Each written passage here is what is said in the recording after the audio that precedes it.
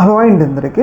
మనందరికీ తెలుసు 2024 ఎన్నికల్లో కూటమి ప్రభుత్వం గెలవడానికి కీలకమైన పాత్ర పోషించిన వాటిల్లో కూటమి పార్టీలు ప్రకటించిన మేనిఫెస్టో అనేది చాలా కీలకమైన పాత్ర పోషించింది. ఎందుకు ఇంత కీలకమైన పాత్ర పోషించింది అంటే వాళ్ళు మహిళా ఆకర్షితమైన పథకాలు, ముఖ్యంగా మహిళలకు ఫ్రీ బస్సు కానీ, ఆడబిడ్డ నిధి కింద దాదాపు 18 సంవత్సరాలు నిండిన ప్రతి మహిళకు నెలకి 1500 ఇస్తామని చెప్పేసి వాళ్ళ మేనిఫెస్టోలో ప్రకటించడమే జరిగింది.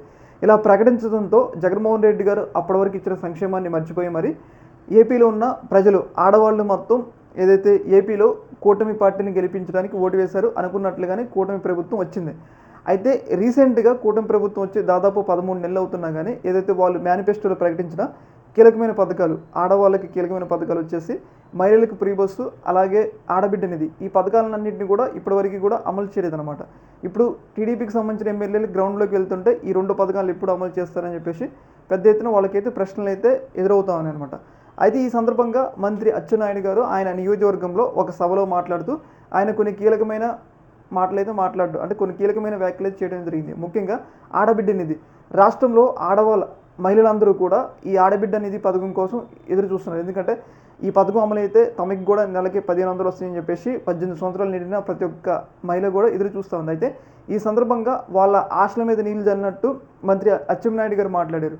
ఆయన మాట్లాడిన మాటలు ఏంటంటే ఇప్పటివరకు కూడా సూపర్ 6 అన్ని పథకాలను అమలు చేసినాం, కానీ ఒక్క పథకమే బాకీ ఉంది. ఆ పథకం ఏంటంటే ఆడబిడ్డ నిధి కింద మహిళలకి 1500 ఇవ్వడం.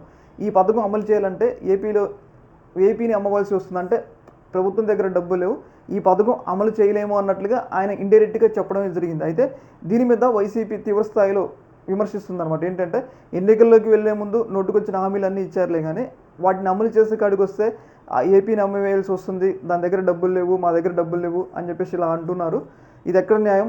ఇట్లా వెన్నుపోటు పడటమే కదా ఇది న్యాయమే అన్నట్లుగా తీవ్రస్థాయిలో మహిళలు, అలాగే కొంతమంది వైసీపీ నేతలు కూడా తీవ్రస్థాయిలో అచ్చెన్నాయుడు వ్యాఖ్యల మీద ఫైర్ అవుతున్నారు అనమాట. కానీ ఆయన మాత్రం ఈ పథకాన్ని అమలు చేస్తాం, కొంచెం టైం పడుతుంది అన్నట్లుగా చెప్పడం జరిగింది అనమాట. ఈ యొక్క అంశంలో మీ యొక్క ఒపీనియన్ కింద కామెంట్ తెలియజేయండి. Okay madam, thank you.